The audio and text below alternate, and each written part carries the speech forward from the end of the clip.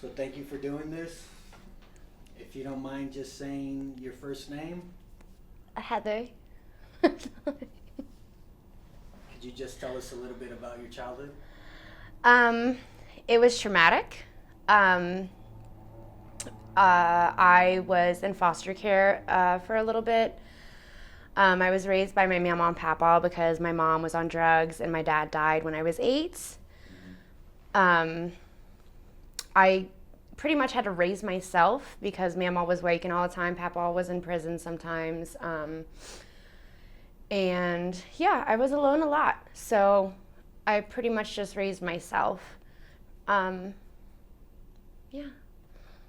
How was that growing up? The feeling of raising yourself or being alone and having to fend for yourself.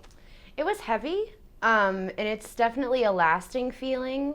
Um, it's very, it's made me create a shell around myself, and in doing that sometimes when I get the traumas, like PTSD from everything, revert back to just the shell instead of like being who I am. I'm working really hard on healing my inner child because I didn't really get to be a child when I was younger. So it's like an everyday thing that I face still Did you have any dreams as a kid? to survive, to make it out of what I was in mostly.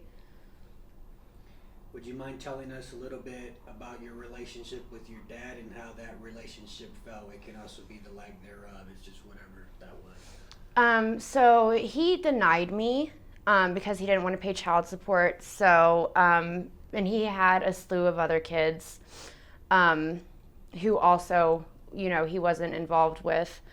Um, so it was weird at first, not like as a young one, not understanding why my dad wanted nothing to do with me. Um, and it was heavy because I blamed myself for a lot of it. And then when he was in the picture, it wasn't good. I was too young to really remember a lot of it, but he tried to kidnap me and my mom, and it was just everything that I knew about him was all bad. And my mama hated him for everything he put me through. So being raised by her, she was just always shitting on him. Um, when he died, my mom sat me down and she was like, I'm not sure how you're going to react to this. You might not react at all, and that's completely fine. But he passed, and I broke down. And I didn't realize I would be that sad because I didn't really, know him. And what I knew was not good. But it fucked me up. And until I was like 17, I found ways to blame his death on me because I was like, I was never enough for him to want to be there and for him to want to call me his daughter. So maybe I was why he kept using. Had I showed him I wanted him to be my father, maybe he would have stopped using. Or like had I reached out more and told him how it felt, for his absence, he would have done something different. So all the therapists I had in foster care would have me write letters to my dead dad, and I was just like, this is fucking stupid. Like, he's not gonna read it. He didn't acknowledge me when he was alive. If he is out there like watching me or whatever, he don't give a fuck. Like, you know. Um, but yeah, I relate a lot of my love issues now to the absence of him, and my need for feeling wanted and being so vulnerable all the time because I just crave that affection. And I got plenty of love from my mom and papa. Um, and I don't want to say it wasn't enough because it was, but there was always a gaping hole in me. And I've never found anything to fill that hole. Um, and it ate at me, and I would let the hole consume what else I had around it. Just kind of like a burning piece of paper or something. Like it just slowly, gracefully consumed what was around it. And then I didn't want to be sad anymore, so I started being angry at him. And I was like, I may not be enough, but neither are you. Like, you weren't anything at all. And I took out a lot of that anger on my papaw because he was the only father figure that I had. And I am filled with regret with the way that I treated him because he wasn't my father. And I felt like I needed my father for some reason. Or even my mother for that matter. But yeah, it's an ache that I feel daily still. It's not healed all the way. What about your relationship with your mom and how that felt? It ate at me. Also, my mom was in prison a lot. As a child, she was super, super off the drugs, and I would write her in prison. I would try to send her my allowance and stuff, and like when I pulled a tooth and I got money from the tooth fairy, I remember this one time. It was around Mother's Day, and we would write back and forth regularly when she was in prisons, and I lost my tooth, and the tooth fairy gave me $20. So I was like, okay, like I had wrote my mom about her needing a radio and everything and how she's like in jail to like save up for a radio. So I was like, okay, wait. So I pulled 4 fucking teeth at school out of my skull so I could get more money from the tooth fairy and then send it to my mom so she could get literally pulling teeth for my mother. And when we did see each other, because she wasn't my mother, she was more of my sister. So when we saw each other, it was like a friendship. It wasn't like a mother-daughter thing. Like it wasn't a healthy relationship. And we got along just fine, but Mamaw hated it. And Mamaw was not jealous, but on Mother's Day, I was young, I didn't understand. I would write cards, like at school when they made you do shit, I would write them to my mom. And I would try to send them, to the prison and everything. And Mamaw's like, I didn't acknowledge her as my mother as a kid. So I didn't get her anything for Mother's Day a lot of the years. But, yeah, when she would come around, especially as I got older, it was just the friendship thing. And there was this one time, it was right before Papaw passed. She was 7 months pregnant and she had just gotten sober. And she was on methadone and everything, so she was still not in the right mind at all. So I was like, Papaw gives me his credit card to like go buy snacks and everything. So like if you want to go out to eat, Papaw will buy it. He won't mind. He was like off the oxys real bad, so he wasn't even really present. So we took his credit card, and then Papaw's Mamaw's. That's my mom's dad. So grandpa. Yay. So I had his credit card, and we went on a shopping spree, and my mom just blew like $2,000, like nothing. And we also, I had stolen at that point, but we robbed like a few places. Together? And yeah, it was, I was 14. And I had been, doing this shit on my own, but it was cool to do it with my mom, And she got sober after Logan was born, who she was on heroin and crack real bad for 7 months of the pregnancy, and she kind of just was hoping it would release him if she continued her usage, and it didn't. And so after the whole robbing thing, I came home with a bunch of shit. They saw the credit card thing and they were like, what the fuck is wrong with you? Like, why would you, Papaw's dying. Why would you rob him? Like, why would you steal his money? And I was like, I I don't know. Like, I wanted to feel something with my mom. Like, I didn't, it didn't register. I knew it wasn't right, but it didn't feel wrong. So I was like, I don't know. So then Papa died, and me and Mama were going at it. Like, we were fighting, fist fighting a lot, and saying really foul shit to each other, like foul. And one day we got in a fight, and I was like, fuck you. Like, I'm leaving. I'm going to go move in with my mom. Like, I'm done. My mom lived in a storefront in Covington, in a really, really shitty area. And it was just her. She had had Logan at this point. And it was just her and Logan in a little studio. And I moved in with them. And I was like, this is going to be sick. This is going to be great. I'm living with my best friend pretty much. It's just like having a roommate. And it was not.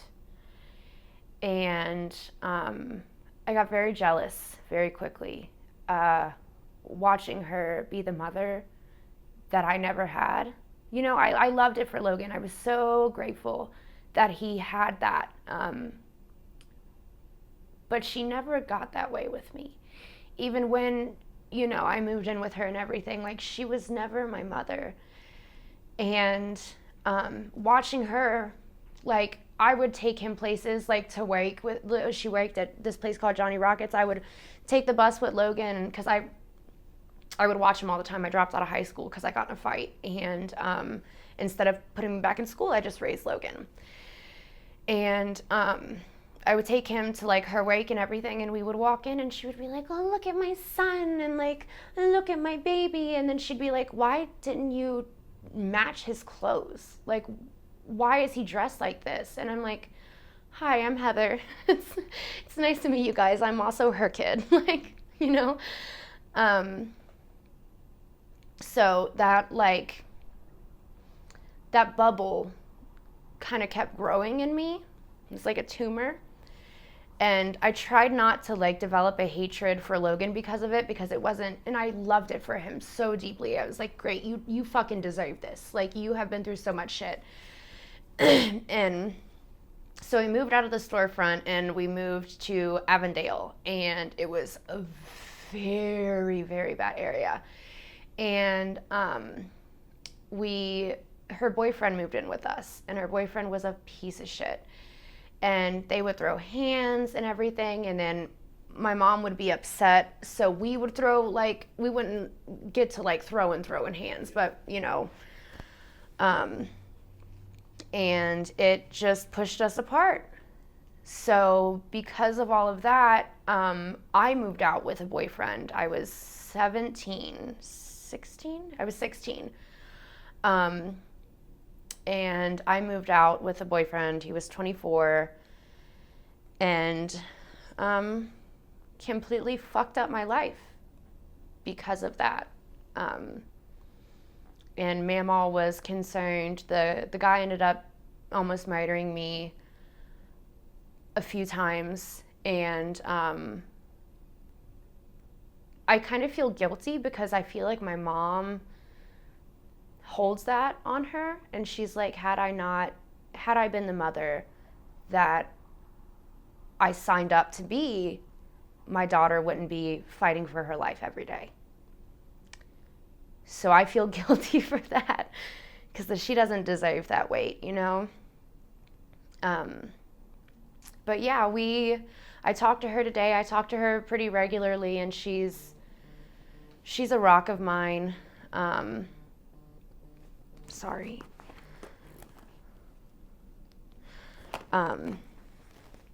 But I don't want to say she's not my mother, but it's not a mother-daughter relationship at all. But it's something that we work on pretty regularly, and I don't think it'll ever be like a mother-daughter relationship, but I'm happy with where it's at right now. What's the biggest thing you learned from them, good or bad?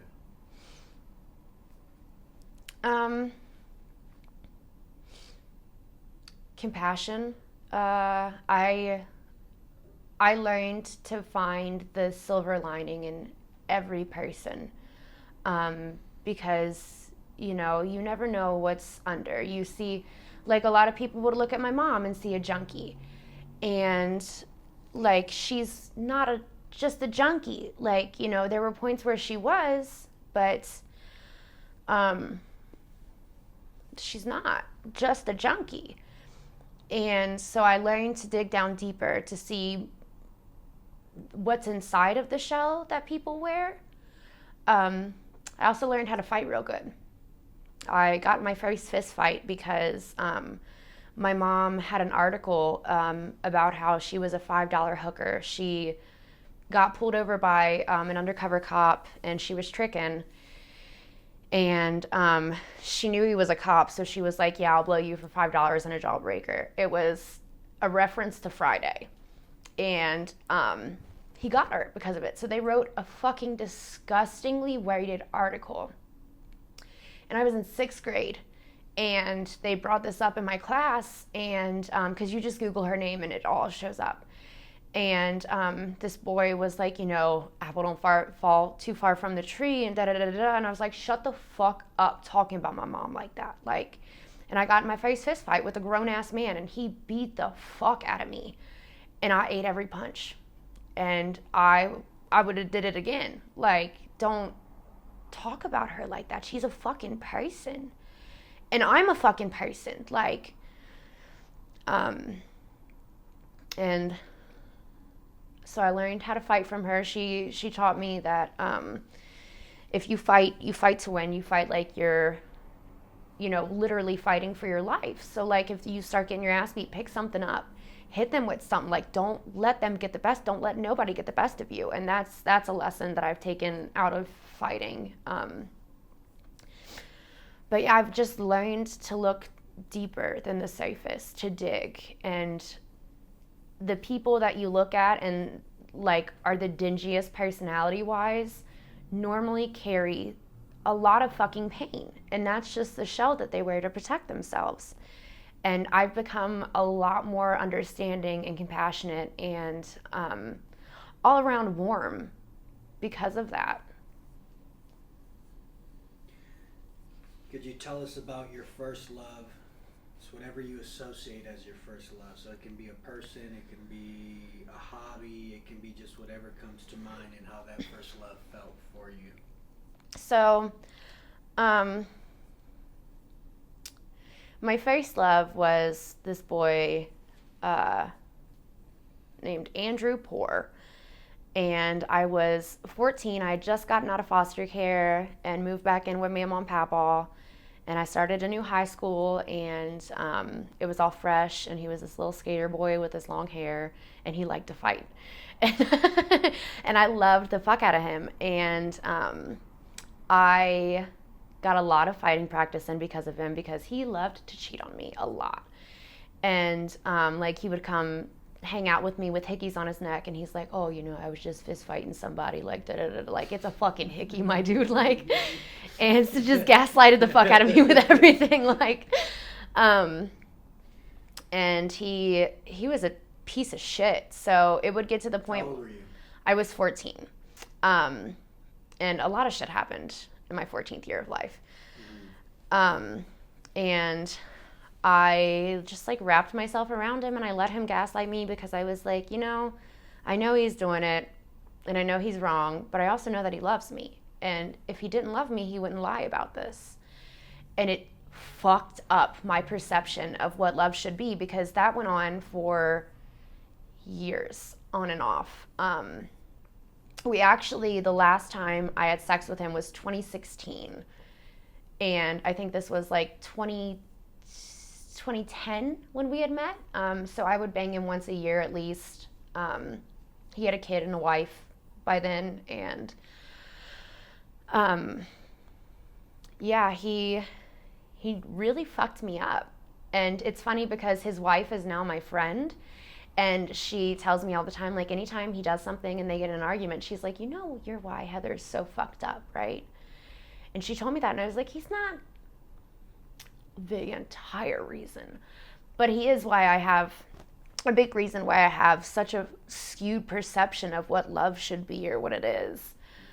How did that first love feel like? So you're 14, right? And the passion, the touch, right? All these things, and it's all almost right. It was. How was it? How can you describe that? It's kind of like whipped cream. Like it was just, it came out very thick and fluffy, and it was full and creamy and smooth, and then it got hot, and then it melted, and it became soggy and sticky and more of a nuisance than anything. Yeah.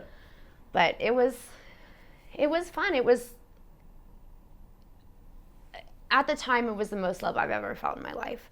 So I clung on to it. And it got bad. It got very bad. So it got very crazy. That's when I realized, like, love might not be cut out for me. What about your first loss or heartbreak and how that felt? So, let's see. My first loss would, well, my first heartbreak was probably when Papa went to prison. He was a drug dealer, and he got caught up. And the DEA took away our house. They took away our cars. They took away literally everything. So Papa went to prison. Me and Mama had to move into this really shitty apartment building. We didn't have electric or hot water a lot. And dealing with because we weren't rich, but we were very well off. And going from having that to my entire world crumbling in a matter of fucking hours. Like, the DEA literally just came in and started taking shit. Like, and then we had to move the next day, which is fucking crazy. So that was like the first time my world has crumbled around me, and that quickly. And it was a lot to take in, because one of my main support systems, one of my safety nets, I was 7. I was 7 when this happened. And I was wrecked. And it wasn't just the material things, but it was like, not getting to eat lunch at school and shit. And like not having, I would go to school, I couldn't have showered or anything. So like Mama would, it was a gas stove. So Mama would boil like big things of water and put them in the bathtub so I could take a bath. And we couldn't do that every night. So I would go to school greasy and smelly and dingy, and hungry. And it's when it hit me, like, we're fucking poor, and the person that is supposed to be keeping me safe is not here. Mama had to work 3 fucking jobs. So she was never home. So that's kind of the start of when I started raising myself. And I would just be home alone all the time, and just like, I wonder what Papa was doing, and wishing I could talk to him. And we had this thing, we wrote him every single day in prison. And he, at the end of every letter, he would be like, look at the moon tonight and know that I'm looking at it too. And in that moment, we're together. And so I would just sit at my window and I would stare at the moon and talk to him. And like, I swear I could hear him talk back to me sometimes. And I would just have full conversations, with the moon, with Papa via the moon. And that's something that I still do, like, pretty regularly. It's something that I've held on to. But yeah, that was probably my first run-in with the real world. Who would you say first taught you what love is and how? Mama. So Mama couldn't have kids. She's not my real mama, my blood mama. She's my real mama. But she couldn't have kids, so she married Papa. Papa already had kids, and it went south with them. All the kids moved out almost immediately after Mamaw came into the picture because everybody would just butt heads. So Mamaw wanted a kid very, very badly, and she couldn't conceive. She had like 7 miscarriages. And so my mom got pregnant with me. I was the second baby. And she was off the drugs. My dad was beating the fuck out of her. And it was just a very not good environment. So my mom was like, I don't think I can keep her. Like, I don't know what to do. And my mom was a kid herself. She was only 20. And so Mamaw was like, this is a fucking miracle. Like, I have wanted a baby for so long and I can't make my own. And somebody that I love dearly has had a baby just for me. And so she took me in and she spoiled me rotten. And I was a preemie, so she would dress me up in doll clothes and parade me around. And that's something that like stayed into my childhood. And she was, everything I did, she was so fucking proud of me. And I was overwhelmed with love a lot. But she's the one that taught me what it is to feel love and be loved, because she's not my blood, and that never mattered. She's my mother, she's my mamaw, even though she's not my blood or my biological mom. Like, she loved me and she still loves me more than anything I've ever felt. And the same with my papaw. It's kind of overwhelming how much they love me. How do you define love? I want to say caring, but that's very basic. Like, doing anything and not thinking twice about it, putting them before yourself in certain situations, and doing things not for you, but to benefit them in some way. Like giving the shirt off your back, you know, or giving your jacket up when it's cold. I feel like it's like being in their mind a little bit, because you have to, in order to love somebody, you have to exchange a piece of each other. So you have to have that person in you, and that person has to have you in them. So in that, you kind of become one, but still separate. So I think that give and take is a lot of what the love is. I've experienced a lot of one-sided love in my whole life, and it's done nothing but taken chunks out of me, and I'm expected to get the chunks back so I wasn't empty. And that's not something that happened a lot.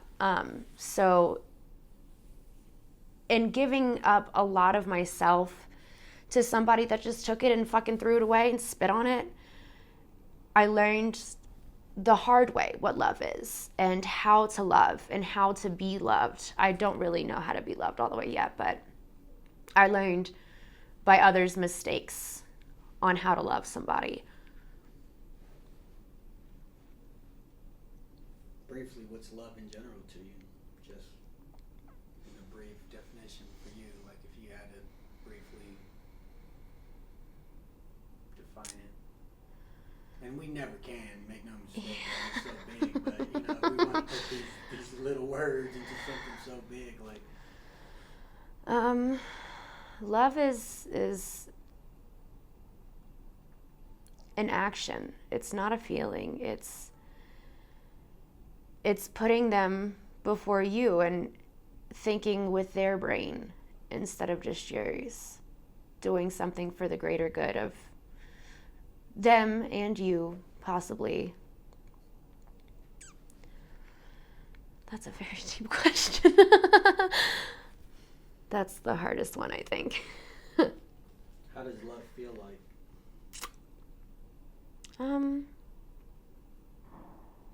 Like a rose. It's got soft petals.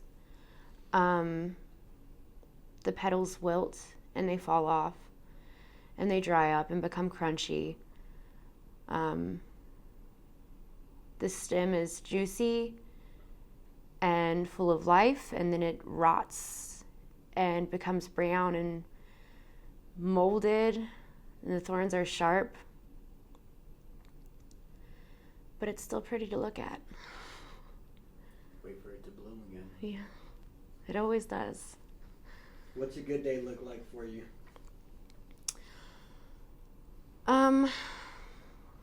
A good day for me would just be a day where I feel everything, for good or bad. No flashbacks are super sick. No, a good day for me is when I am in control. When it's not my emotions or my mental taking over for me, when it's me doing everything and being present with everything and allowing myself to feel whatever it is I'm feeling. What's a bad day look like for you, and how do you get through that bad day? A challenging day. A bad day for me is a very bad day. I would say, anything from contemplating suicide to begging for death, one way or another. A lot of flashbacks, or even just being absent, like disassociating, losing time because I'm not there, letting my emotions take over my body, and then in doing that, just becoming an entity instead of a person. Yeah, I feel like most days are bad days, but. What are the tools, or do you just let those pass? So I try to ride it out, for the most part, because I know that it will pass eventually, but there are some times where I can't, especially when I'm in an episode, and I don't have free will of thinking. I don't control anything that goes on in my head. So I paint. I paint really, really dark things because it's what I see when I close my eyes. And that's been a really good coping skill for me. I paint a lot of my potential suicide scenes, and my family, everyone in my family has pretty much died at the hand of their mental. So I paint their suicide scenes and try to put myself in their position and what they were feeling when everything was going on, and try to put it in perspective where it could have gotten better and it would have gotten worse at some point, but it's a give and take. So I learned by others' choices on that, and I kind of just talk myself through it, and I'm I'm gonna go to sleep tonight, maybe, but either way, the sun's gonna fucking rise tomorrow, and today's gonna be washed away. The feelings may linger, but there's more opportunity. So it's the faith in the universe that really keeps me going. What's a person or an event that shaped you, good or bad? Jesus fuck. All of them.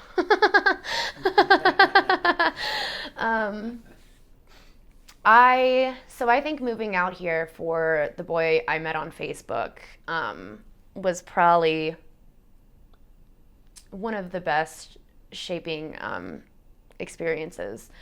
I have never had luck in love. I was selling drugs. I was doing drugs. I was not in a good place. And I met a boy on Facebook, and I just ran away for him. I got rid of everything in my apartment. I came here with a suitcase full of band tees. I lived in a motel with 2 guys from Craigslist for the first 2 weeks when I was here. A lot of crazy shit happened then. And so I ended up moving with him in his grandma's basement, and it was great until it wasn't. And then he decided he had enough of me. He wanted me to go home to give him space. He cheated on me while I was home. And I tried to kill myself. I was going through a lot. And I was like, fuck it. I'm done. I'm done with this. I'm just going to move back home, allow myself to rot, and I'm going to die very soon. And that's going to be what it is. And I don't even know what had happened, but something in me snapped. And I was like, I will be goddamned if I die in Cincinnati. I don't want to fucking die in Cincinnati. So I was like, if I go to Denver and it's still not going good, I'll fucking be dead in Denver. Like, I don't want to die in Cincinnati. So I came back out here. And it didn't work out with us. I ended up sleeping on the floor of my old coworker's house, and that got bad. So I resorted to sex work, and I got a sugar dad, and he helped me find housing and shit.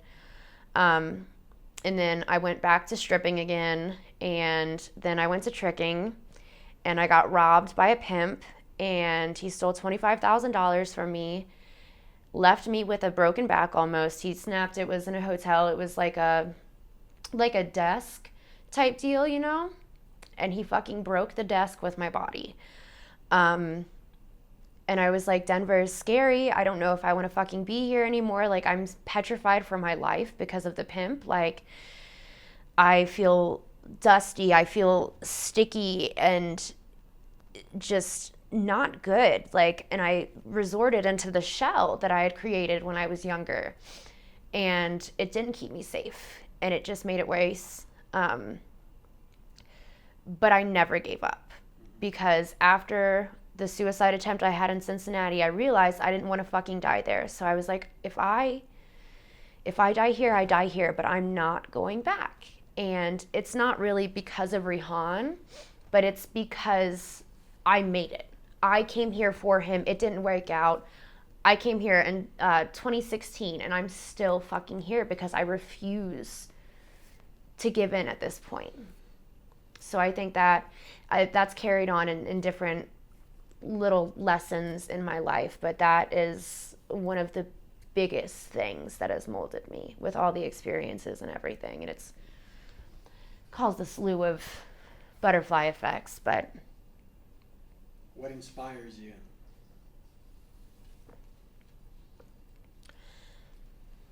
How I affect others. My change that I put out into the world is what inspires me. Seeing, so I kind of feed off of the happiness of others, which is a part of why I'm so outgoing no matter what I'm going through, because it helps me. But I see the change that I make every single day, and it keeps me going. Because if I stop, who's going to fucking do that? Like, who's going to smile at the homeless people and tell them happy Monday? Like, who's going to, make the cashier smile everywhere I go? Who's going to make friends everywhere? Who's going to tell these people happy day no matter what? Who's going to make everyone smile and laugh and be the bundle of joy if not me? Do you tell yourself happy Monday? How are you the joy for yourself? I'm really, really bad at giving myself the kindness I give to everybody else. I'm working on being not as mean to myself, but I am the meanest I've had people do me filthy, and I am the meanest person to myself. I feel like all the anger that I bottle up from the world, I internalize it and I keep it there and I let it erode. But I'm working on loving myself and acknowledging that the way I make others feel, I can also make myself feel if I just accept the love for myself. So yeah, I'll smile, and if I'm having a bad time, I'll be like, I'll look in the mirror like, you're great. I have conversations with myself a whole lot, and that's done wonders. And I'll catch myself, saying some really mean, nasty things, and I'll be like, bitch, you're talking to yourself. Like, why would you say that? Like, why would you say that to you? Like, and yeah, it's something I'm working on, but I'm not, it's going to be a long process. What's been a humbling experience for you? Getting robbed by that pimp and almost getting murdered. That shit really brought me back down to the real world. because for a long time I thought I was untouchable. I should have been dead quite a few times at the hand of many different things. And I kind of got this like God complex about it. And I was like, you can't fucking kill me. I can't even fucking kill me. How are you going to kill me? Like, you know? And I let it get to my head, and I thought I was that bitch, especially when I was stripping and tricking. I was making so much fucking money, and I was like, these men are paying to spend an hour with me, like, you know. And a lot of times it wasn't even about the sex. It would turn into a therapy appointment. Like, they would be like, you're too pretty, you're too young, why are you doing this? And I would be like, well, we got an hour. Do you really want to know? And I got a very big head about everything, and I thought I was untouchable. I was beating bitches up, like, and getting robbed. I was like, I am flesh and bones walking around. Like, I am a meat sack, like physically, emotionally, you know, like this is not a life that I'm living. I'm existing and getting by with it. And I can easily stop at any point at the hand of who knows what, and it won't be my fucking option.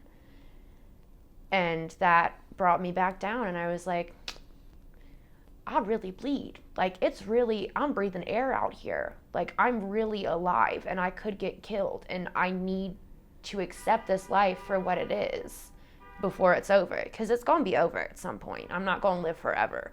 I will be damned. Go in your mind and think.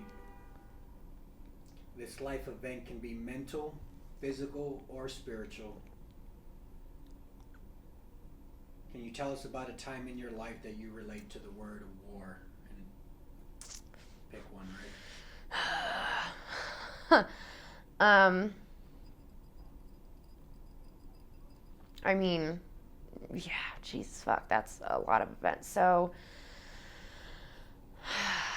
I would say out of everything, I think the thing that resonates most with the word war would be the struggle I have with my mental. Because I've struggled with it my whole life with a different slew of things, and I went undiagnosed for the majority of my life. In foster care, I outsmarted the system because I was honest once, and they ripped me out of a foster home and put me into another one. And that ache was something I couldn't soothe. So I got really hip to like lying to the therapist and the psychiatrist. And I actually got so good, I ended up getting sent to a group home. And all the girls there were on at least 5 medicines. And he would diagnose you, like if you were like rubbing your leg, he would be like, you have Tourette's.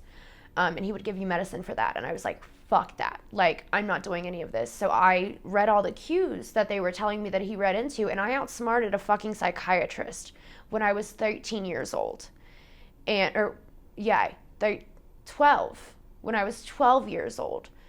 And I did it so well, he was like, I don't think I need to see you anymore. Like, if you're comfortable with that, if you have an issue, you can see me, but I don't think I need to see you regularly. And I'm the only girl in the history of that entire fucking thing that did that. And so I was like, cool, I lie about it, I get away with it. Maybe I can do this to myself. And like trick myself into not being a fucking nutcase. And I spent the majority of my life pretending like I was fine.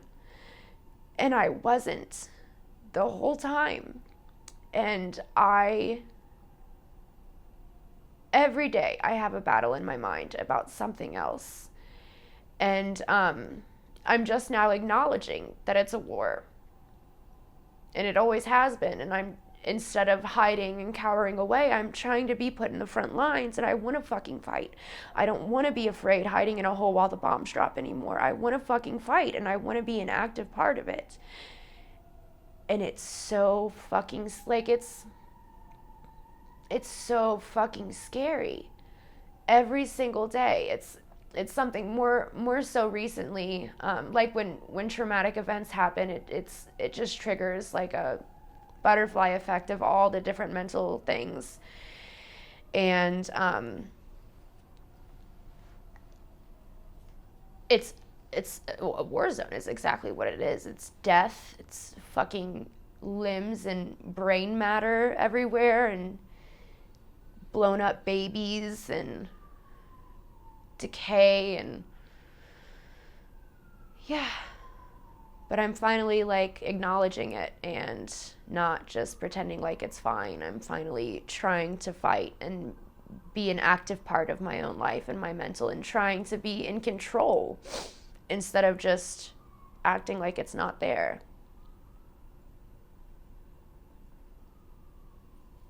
It's the same type of question. Go in your mind and think. This life event can be mental, physical, or spiritual. Can you tell us about a time in your life that you can relate to the word peace?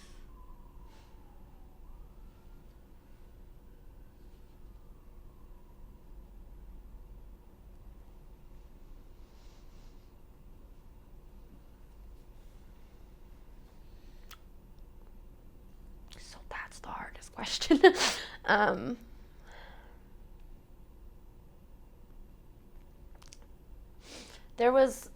There was a point in my life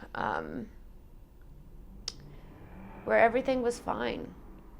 And it was a very brief point. It was when I got my apartment. I had got out of the sex work. I had moved out of my friend's house where it was bad. And I got an apartment with my boyfriend, and who I moved here for. We got a puppy. I had a job that I loved with people that I adored, and everything was fine. And I don't know if I would even call it peace, because I had tinnitus with it, because the silence and the quiet and the calm was deafening to me. I had no idea how to react or accept it. But it was, looking back on it, it was very nice. It was quiet. It was calm. It was peaceful. But during the time, I was just like, the constant ringing in my ears of the impending chaos was fucking deafening. But looking back, it was nice. Only looking back. How did it feel? How did that piece feel more in depth? Like it was, said it was calm, it was quiet. I was happy. I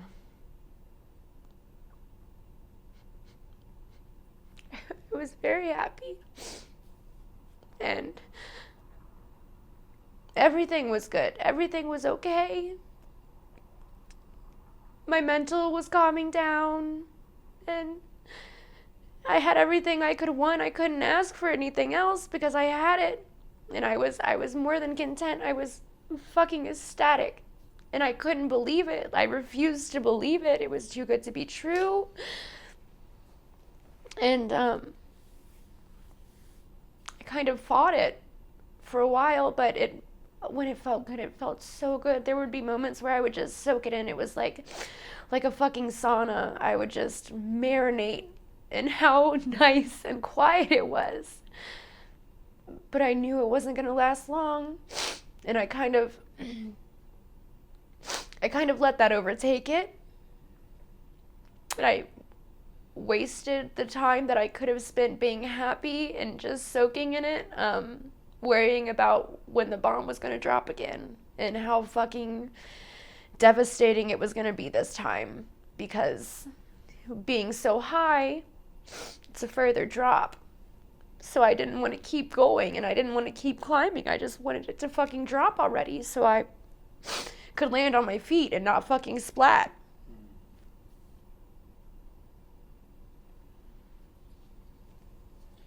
Can you tell us about a truly difficult time in your life, how it felt, how you overcame it?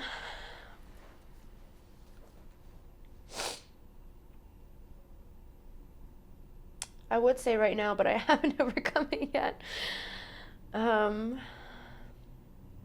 So when I moved out with my boyfriend when I was 16,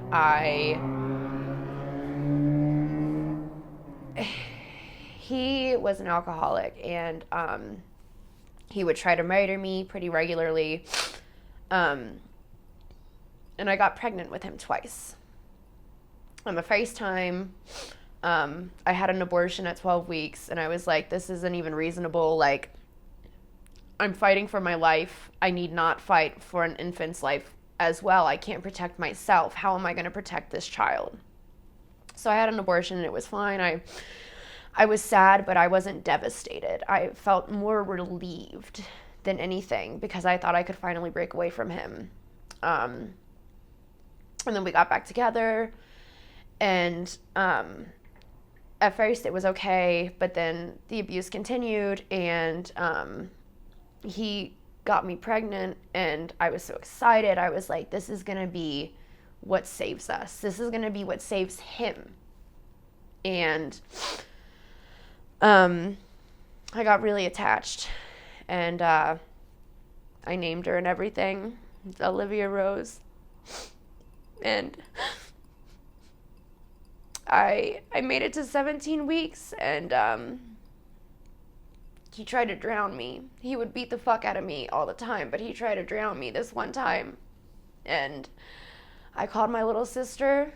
It was like 3 a.m. and I was like, look, I have a backpack full of shit. I need you to come and get me right the fuck now. Like, I have to run away right now. If I don't, I'll never be able to leave. So she came and helped me move out in the middle of the night.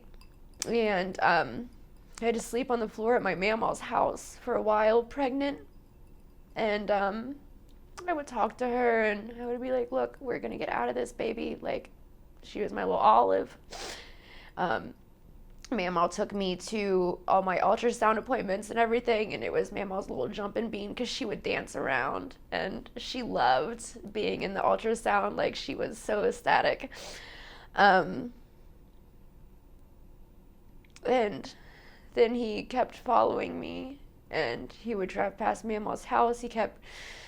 He would slowly drop off my shit, garbage bag by garbage bag, and he would piss in it, and he would put just foul, nasty, like dead rats and shit. So I was like, he's never gonna stop. I know it. I know he's gonna try to kill me again. Now Mama's at risk, you know, like, it's not just about me anymore.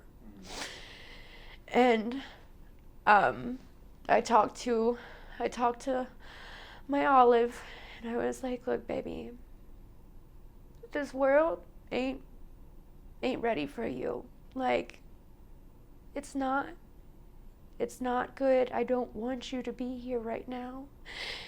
And so I had to have an abortion, and Mama had to sell her wedding rings so we could afford the abortion. And then we went to the clinic, and there were protesters, and, you know, fucking with a human Holocaust signs and shit. They were throwing shit at the fucking car, calling me a murderer, spitting on the fucking car. And my mom took me because Mama couldn't. Mama took me to all the ultrasound appointments. She was like, I can't, Heather. I can't. I'm so sorry. I can't. So my mom is like, not. She's found God since being sober, so she's super anti-abortion. So she fucking stopped the car and got a pamphlet from one of the people spitting at me, calling me a murderer. And I had the abortion done, and they don't put you to sleep, and I felt her get sucked out of me, and I felt her leave me, like her presence, not just her physical, her presence. And then I felt alone. I remember I was laying on the bed that they put you on, and I was staring at the ceiling, and I was thinking about how it looks like the sink when I cut my hair, and I felt so alone just staring at it. And I hadn't been alone in so long. She had been there, you know, and I felt empty, like truly fucking empty. And then I went home, slept on Mama's bed. I bled so fucking bad. She had to throw away the mattress. And I told him that I had a miscarriage. And him and his family put all kinds of shit on Facebook about how I cheated on him and chlamydia killed my baby and just foul shit. But he fucked off after that. And I did what I had to do to save all of our lives because he would have killed us. I know he would have killed us. She wouldn't have made it to see a year old. I sacrificed her to spare all of us. And that is an ache that still is so very fucking present, especially now with me having another miscarriage. Like, but I got through it with the hope of tomorrow and the love of Mama and the support of my friends.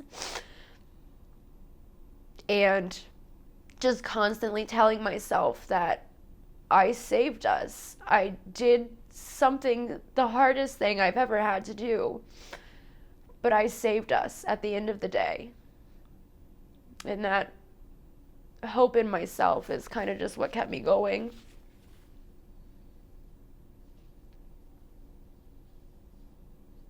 Got me through.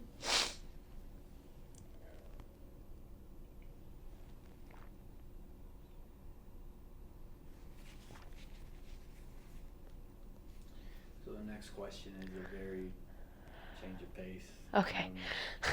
Yes. Tell us about a truly joyous moment in your life.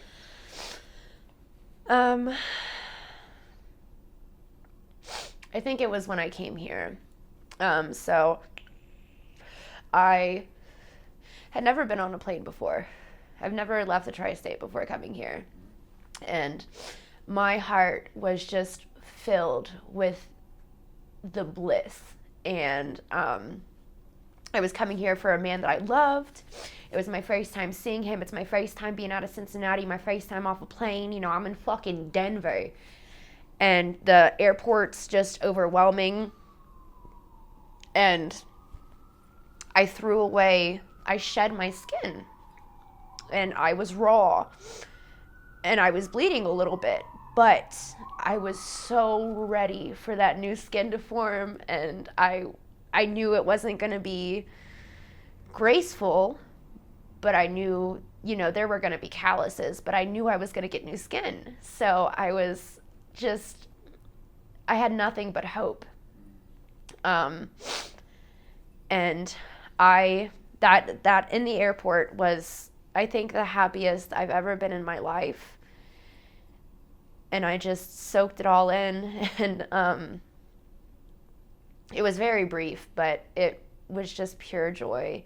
And seeing him and touching him, and then we went to the river because the river is my happy place. So he showed me this river, and he showed me his favorite coffee shop and shit. And I was just like, this is what love is, you know? Like, this is what it's supposed to be all along. What keeps you up at night? What doesn't? What helps me go to sleep? Let's ask that.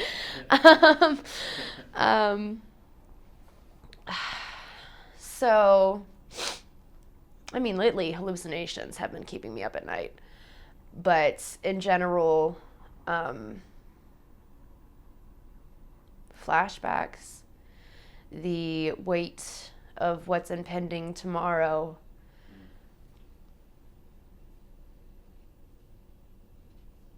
What keeps you going every day? Blind faith. Imagine you're in the hospital today with only hours to live.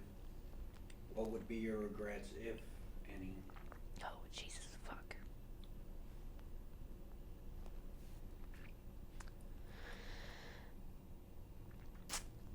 Probably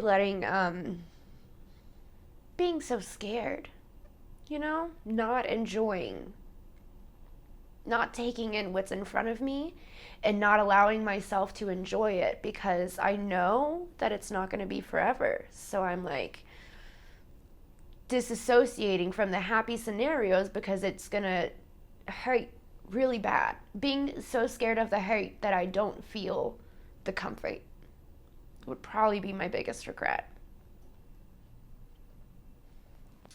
So you're going to make it. You're alive and well. Do you feel that you can change that regret you just stated, make amends, be at peace, or? I could. I very well could.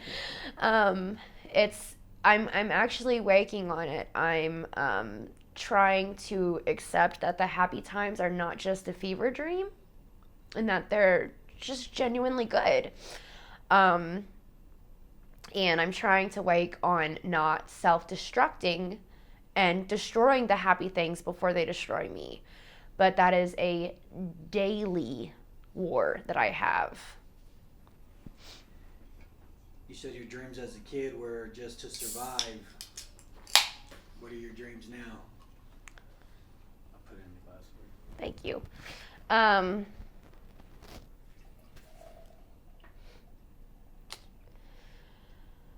I would really love to enjoy this existence. I would really love, thank you, to see it as more of a blessing and less as a burden. Less as being forced into this cruel world to fend for myself, and more of like, yeah, it's beautiful at times, you know? Trying to the yin and yang, balance it, not just see everything in ugly shades of gray, and allowing myself to see the colors and appreciate them. You're the co-author of your life story.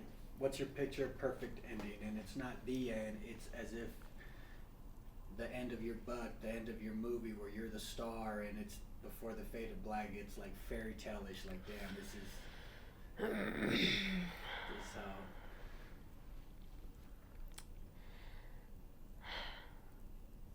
This is going to sound really fucking bleak. So control is something I've never had. Yeah. I want to end it on my own terms. I want to wear a beautiful black lace dress with a little, thing, like a veil. And I want to walk into the river. And I just want to see all the fish and feel my lungs fill up with water and sink. And that's my perfect ending. Do you have an alternate ending?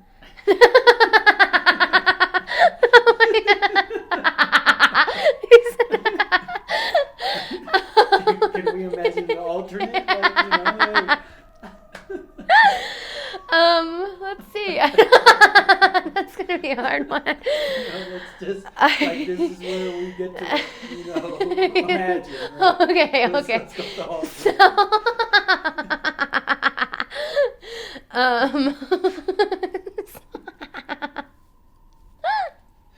So, I guess in like my fairy tale, sorry.